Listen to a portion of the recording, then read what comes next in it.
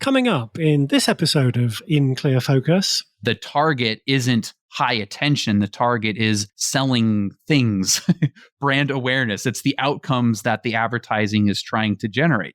Biometric response is critical for understanding how to optimize media to serve the outcomes. You're listening to In Clear Focus, fresh perspectives on the business of advertising, produced weekly by Big Eye, a strategy-led full-service creative agency growing brands for clients globally. Hello, I'm your host, Adrian Tennant, Chief Strategy Officer. Thank you for joining us.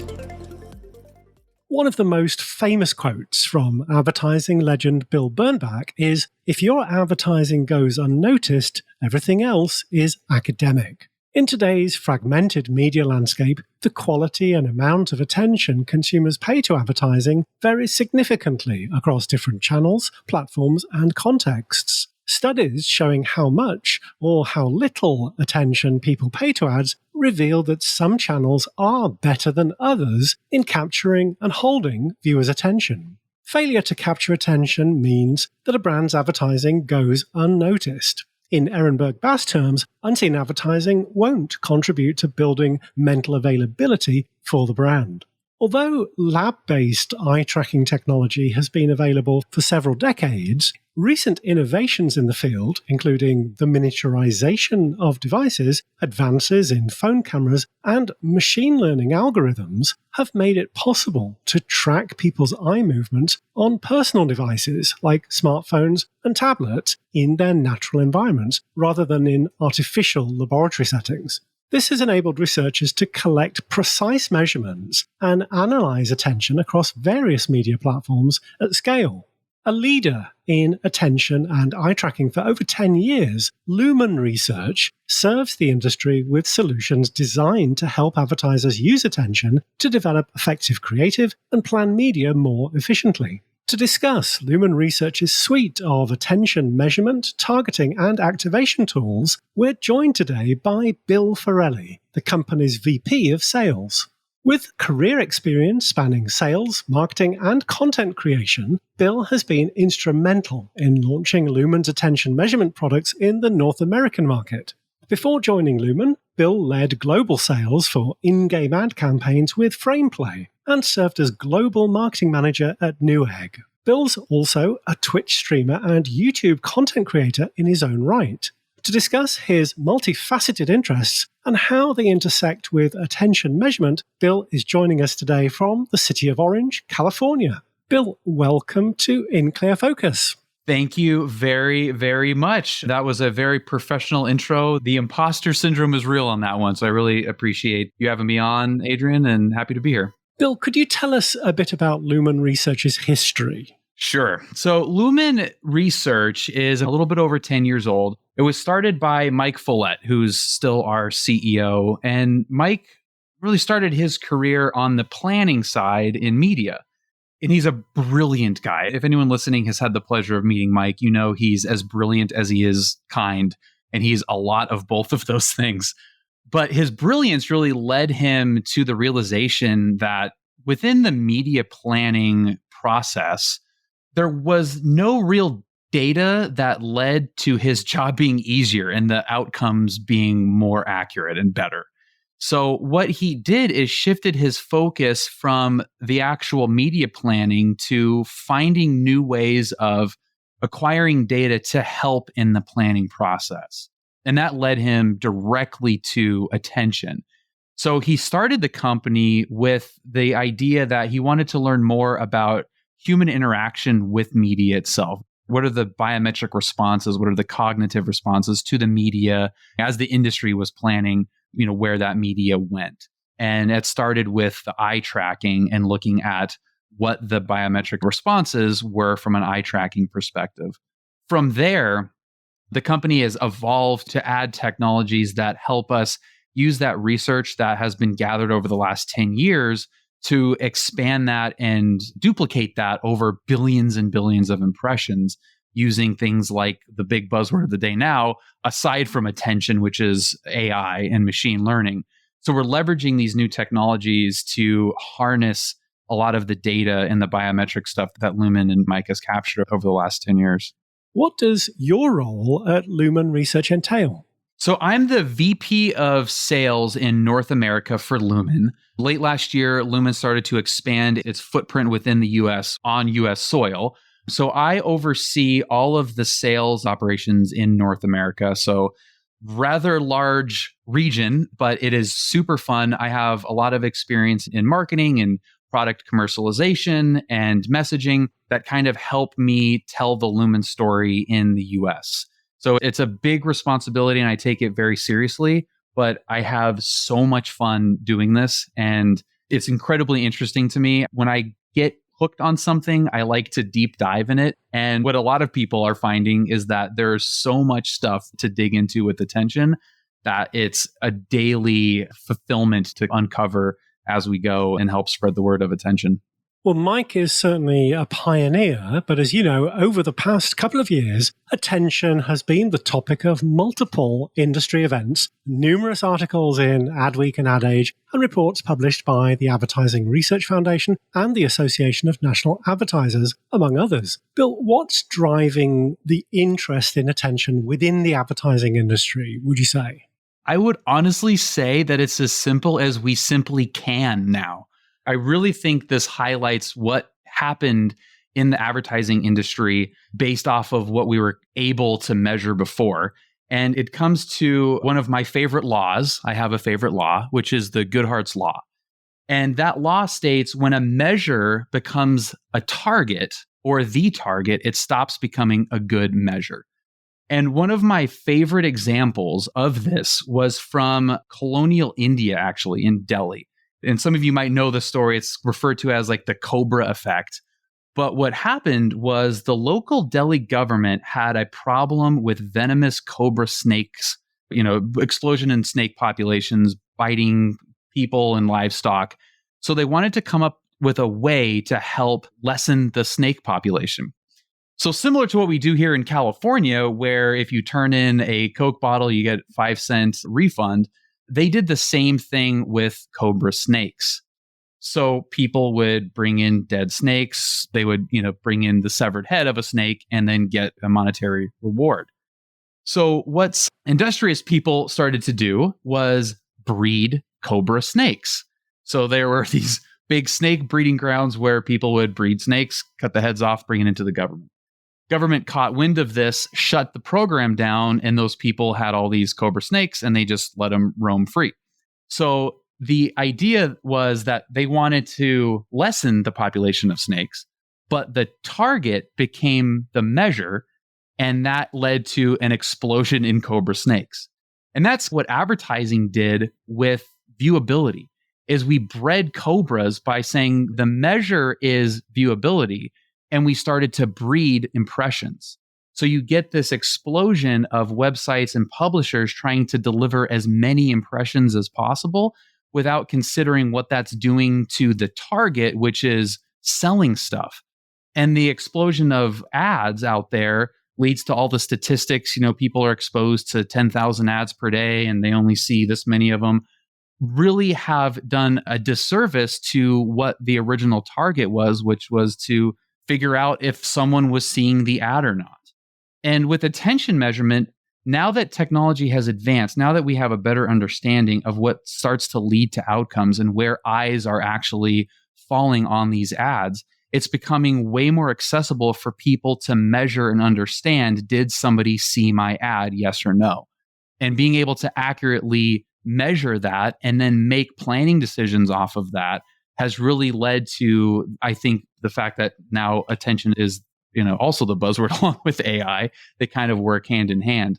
So I think that's really the cause of the explosion in interest of attention in the last couple of years. Could you explain how eye tracking works? There's a couple of different methodologies for eye tracking that we utilize. They're largely the same in terms of how we take in the data, but we use them in different situations. So the first one is what we call our biometric data set. So we have this opt-in passive participant group that is being eye tracked on a daily basis to help feed our AI models. So we have access to forward-facing cell phone cameras webcams and on desktop and laptop devices. So they open up a portal, sign into Lumen, and they go about their business online, and they're being passively tracked in those natural environments. The other method is where we have a recruited panel where we actually recruit an audience for a specific creative measurement. So those audience members are recruited specifically for geo-demographic reasons and then taken through a forced exposure experience where they look at a social media platform, website, and we eye track them and produce heat maps, gaze plots, feature analysis based off of those one-to-one eye tracking results. Lumen Research offers a suite of products around attention. Bill, could you give us an overview of each of them? Yeah, so the three product lines that we have are the attention review, live measurement, and then spotlight.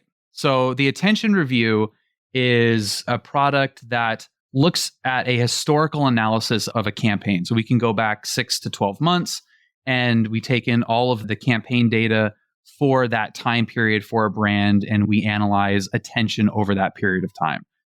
Gives a bunch of data in a relatively short amount of time to really benchmark where the brand is at with attention to help make planning, buying decisions moving forward. The live measurement piece, which we call LAMP, the Lumen Attention Measurement and Planning Suite, is designed to measure live. So we tag and ingest live impression data on an ongoing campaign, and we can look at optimizations and actually measure the effects of those optimizations live in a campaign. The other side of that, on top of the measurement, is the opportunity to actually activate for attention. So we have high attentive PMPs and custom pre-bid algorithms where we're actually buying for attention ahead of time. That comes with the live measurement as well.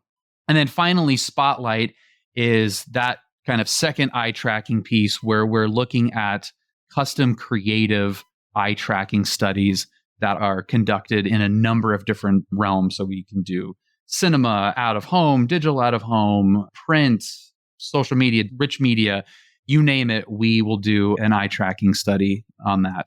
So that's a little bit more of an open-ended component of attention and more of the cognitive side of things to go along with the replicable digital stuff. The Association of National Advertisers held an event last year to discuss attention metrics. Data showed that shorter ads tend to attract a greater percentage of high attention compared to longer ones.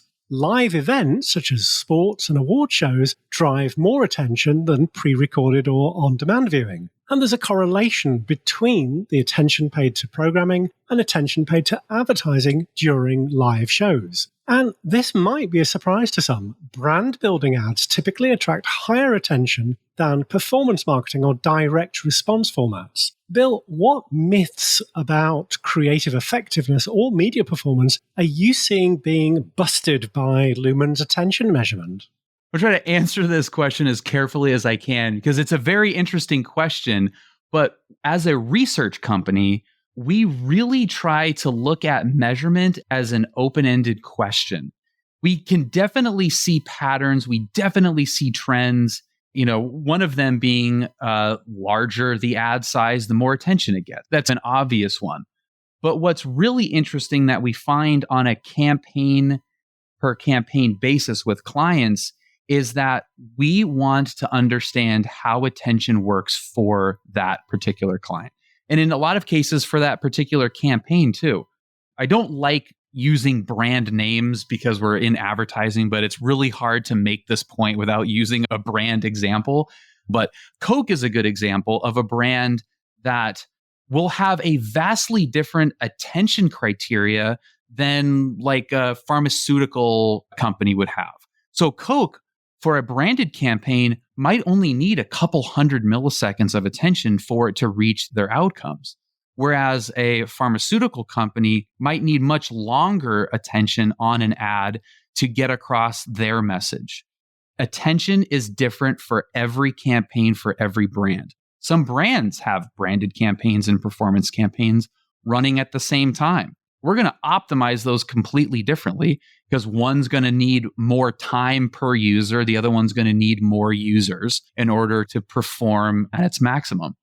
So being able to communicate directly with brand teams and with clients to help walk them through how to use attention and how to look at it specific to them, I think is a really important thing that we try to really instill in our clients right off the bat.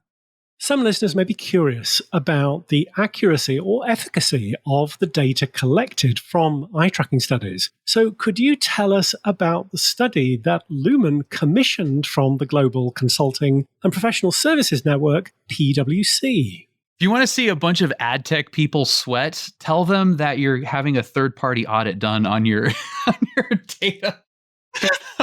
When Mike told us all that he was doing that, we all, everyone in Lumen was like, oh my gosh, Mike, what are you doing? And he was so confident, and rightly so. And in hindsight, he should have been.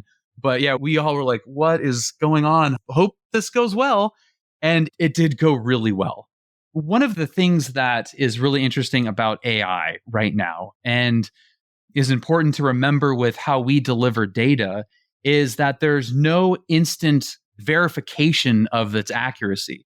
So if you go into ChatGPT and, type in whatever, write me a poem about Lumen in the style of Edgar Allan Poe or something, it's going to deliver something that you can read and go, yeah, that's actually pretty close. That's pretty good. Stable diffusion, make me a picture of a blue car. It'll do it, and you can look at it and say, yeah, that's pretty accurate, or, that's not very accurate. It's got 5 wheels or whatever. But you have that instant recognition of its accuracy. And that's something that this PwC audit really did for us, is show that the amount of data that we've collected and the AI models that we've built off of them are incredibly accurate, because what they were able to do is say, okay, predict attention here. And then they actually measured the attention there with actual people. So it was really kind of replicating that, type something into ChatGPT and using the eyeball test to verify it. But it was using the actual attention predictions that we were making, comparing that to what was actually happening. Let's take a short break. We'll be right back after this message. Hi there, I'm Lydia Michael, the author of Brand Love, Building Strong Consumer Brand Connections. Reflecting my experience as a multicultural marketing and brand strategist, Brand Love is for any marketing and brand professionals, entrepreneurs, and those who oversee the brand messaging, communications, and other consumer-facing strategies. Whether you work for a big or small brand, the book is designed to provide you with actionable strategies to grow and build any successful brand. As an In Clear Focus listener, you can save 25% on a print or electronic version of Brand Love by using the exclusive promo code BIGI25. This code is valid for all products and pre-orders and applies to Kogan Page's free paperback and ebook bundle offer. When you order directly from Kogan Page, shipping is always free to the US and the UK, so to order your copy of Brand Love, go to koganpage.com. And thank you. Welcome back. I'm talking with Bill Forelli, VP of Sales for Lumen Research, an industry leader in eye tracking and attention measurement. Could you talk a little about the work Lumen Research has been doing with the marketing and advertising agency network Dentsu over the past few years? The work with Dentsu is really fun. They've obviously leaned into attention for a number of years. I think the Dentsu attention economy hit a 5-year anniversary this past year. But they've obviously leaned heavily into attention. And the best part about what they've done is they're focused on the outcomes. And that's some of the most exciting things that we've done, the exciting studies that we've done with them, is showing that high attention equates to better outcomes. That's an obvious thing to say. A famous Orwell quote is, the first order of an intelligent person is to restate the obvious. And in the case of advertising, the obvious is an outcome is far more likely to happen when an ad has been seen than if it hasn't been seen. But it really took Lumen and Dentsu joining forces to do studies to prove that with the attention economy, to really show that that is the case. That's really the foundation of what's made our relationship with Dentsu so strong, is our absolute belief that this is about the outcomes. Go back to Goodhart's law, the target isn't high attention. The target is selling things, brand awareness. It's the outcomes that the advertising is trying to generate. Do you have any favorite client success stories or case studies that illustrate the impact of Lumen's work? I actually do. I have a really good one that this is the perfect platform for, because I don't think this would work in a case study that we publish on the website. When we set up a new campaign with an agency team, we will typically have a cadence of optimization calls with them, whether it's weekly, bi-weekly, to go over the dashboard and look at the results and help walk them through how to use attention. And there was this team that we were meeting with, and a portion of their campaign started to lag below benchmarks for attention. And they were trying to figure out how to help improve that. Like, what could they do to help improve their attention on this campaign? So we walked them through and got all the way down to domain level attention. And we look at actual domains from average time to percent viewed to our APM, which is attentive seconds per thousand impressions, which is an aggregate of both percent viewed, which is did they look at it or not, and then average time, which is for how long did they look at it. So we went through this domain list and we pointed out a few domains. See, this domain, this is serving a lot of impressions and it has a very low attention score. See, this domain, this one has very good attention, but is not serving as many impressions. So what you could do is let's shift some of that budget from the lower performing domain to the higher performing domain and kind of shift those impressions over. So they said, okay, they went back, they made some adjustments to their media plan, and it only took, I think, 2 days for them to come back. And we jumped on, not an emergency call, but we jumped on another call with them, and they could not believe what was happening. They could see in the dashboard the attention, their overall attention score going up as a result of those optimizations that we made. That was really fun to see that happen. And it was in such a short amount of time that it really highlighted how cool it can be when you look at attention data to make optimizations and actually see those effects happen. Lumen recently announced a partnership with Nexon. What are the main goals of this collaboration? The main goal of the partnership with Nexon is to really do cool stuff. So Nexon has some awesome technology that we're able to complement. And a lot of companies do. To be fair, a lot of companies have cool technology that we can also supplement. But what we're doing with Nexon is using their AI facial coding that optimizes creative dynamically for brands from the creative perspective. We come in and then help place that creative in the most attentive locations. It's similar to what we do with Spotlight, where Spotlight deals with what's in the box and Lamp deals with where that box lives. The same thing goes with this partnership with Nexon and the CTV inventory. We're able to do things that are incredibly efficient for brands, again, to that eyeballs per dollar in cognitive response per dollar. You're optimizing things in a biometric way. That's the key with Lumen and Nexon and a lot of the partnerships we have, even with our partnership with TVision, for example, who's a huge partner for us with linear TV and CTV, is that biometric response is critical for understanding how to optimize media to, again, serve the outcomes. We want to get to those outcomes as efficiently as possible, and that human interaction is key. Bill, I mentioned in the introduction that you're a Twitch streamer and content creator. What I didn't mention is that you also have a passion for aviation and hold a private pilot license. Could you explain how these are linked? They are incredibly linked in a very funny way. I was living in the Seattle area, and if anyone's lived in that region knows that in the winter months, you need to have a very good indoor hobby.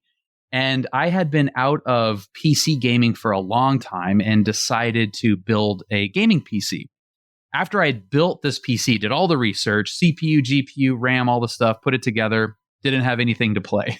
So I was browsing this online game website and saw this sale price for a flight simulator. It happened to be X-Plane 11. And I hadn't played a flight simulator since I think 95 or 97, like Flight Sim 95. And I was like, wow, I bet flight simulators are really advanced now. I got to check this out. So I download the game and I'm sitting on the ramp with the default plane Cessna 172. And I couldn't figure out how to start it. My dad happened to be a ex-Navy jet pilot and private pilot himself. He hadn't flown in years and years. I only flew with him a couple dozen times, but I knew that general aviation existed. And I knew that he knew how to fly a 172. So I called him and I said, Dad, I'm on the ramp with this 172 and I can't figure out how to start it. Couldn't figure it out. I was like, I am on the ramp on a video game in a 172. Can you help me start it?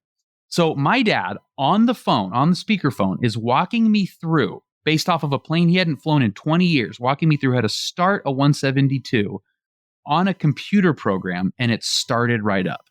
It was that exact moment that the light bulb went off where I thought I could actually learn how to fly a plane using computers and using a flight simulator. So that's where the passion came from, and the ball started rolling from there, where I said, hey, if I stream this, if I post these on YouTube, it'd be fun content to make. And I took it all the way through private pilot's license. And still to this day, my real world flying and simulator flying are completely intertwined, where I will brief a flight before I do it on Twitch, go do the flight, film it, post it on YouTube, and then do a flight debrief back on Twitch and continue that process. And it's been incredibly fulfilling and rewarding. Well, you're in the unique position of having experience both as a marketer and as a content creator. How do you foresee the intersection of technology and creativity playing out in the advertising industry? I think it's similar to what it's done in the content creation industry, and that's enable people to do things more quickly and easily. And being more nimble in the creative process where you don't have as many gatekeepers or, just from when I started on Twitch and making YouTube videos, the software that you use to just edit the videos and post the stuff has become way easier. And now with AI, you can offload some of the more tedious tasks where you can focus more of your time and energy on the stuff that really matters, which is the content, which is the messaging, which is the emotional side of things. You're not so held to the actual production stuff that can take a lot of the time and money. So for the advertising industry, I think a lot of this technology is going to help make brands and agencies quicker to react to changes within the media landscape, react more to different content that comes out, just with cyclical news cycles and, sports teams. So, more attention is going to be focused on sports, and for coming into an election year, so that content's going to change, and being able to react to those things quicker, I think is going to make the messages become a little bit more honed rather than spending a lot of the time on chasing your tail with some of that more tedious stuff. What's the coolest piece of technology that you've seen employed at Lumen Research? The coolest thing that I've seen at Lumen is really the AI algorithms succeeding in the PwC audit. That really was something that opened my eyes to how to better explain what we were doing in a way that drove a lot of the new marketing materials that we've come out with over the last couple of months. I've used a lot more AI generated artwork in our collateral as a maybe not so subtle nod to those findings from that PwC audit, to really highlight that the validation is important to trusting in AI generated data and content. And that was really important thing for me to recognize and realize, just from a messaging standpoint, that we really do need to see that in order to believe it. You asked the question, rightly so, how do people really look at the accuracy of these models? It's way easier to look at the accuracy of a ChatGPT or Stable Diffusion output. It's not so easy with attention measurement. That audit really helped tell that story. How do you believe attention measurement and technology will evolve? And what role do you want to see Lumen playing in the future? I think that attention measurement and technology will really become what viewability data is now, frankly.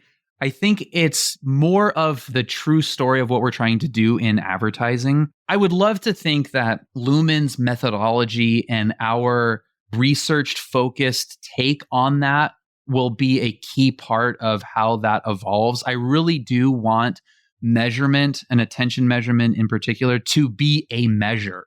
I keep going back to Goodhart's Law, but I love it so much because it highlights a lot of, I think, the follies that we can get into in ad tech measurement and so forth. I want it to be a measure. I want the target to be outcomes. And I want that to be the legacy that Lumen with attention has in the industry. I want us to be the company that really made attention a measure again and made the outcomes the target. If In Clear Focus listeners are interested in learning more about Lumen Research's suite of attention measurement, targeting, and activation tools, what's the best way to get in touch with you? The best way to get in touch with me is bill.forelli, that's Forelli, at lumen-research.com. You can also go to the website, which is lumen-research.com, and at the Contact Us page. Bill, thank you very much for being our guest on In Clear Focus. Adrian, thank you so much. This was an absolute pleasure. Thank you for having me. Thanks again to my guest this week, Bill Forelli, VP of Sales for Lumen Research. As always, you'll find a full transcript of our conversation, along with links to the resources we discussed, on the Big Eye website at bigeyeagency.com. Just select Podcast from the menu. Thanks for listening to In Clear Focus, produced by Big Eye. I've been your host, Adrian Tennant. Until next week, goodbye.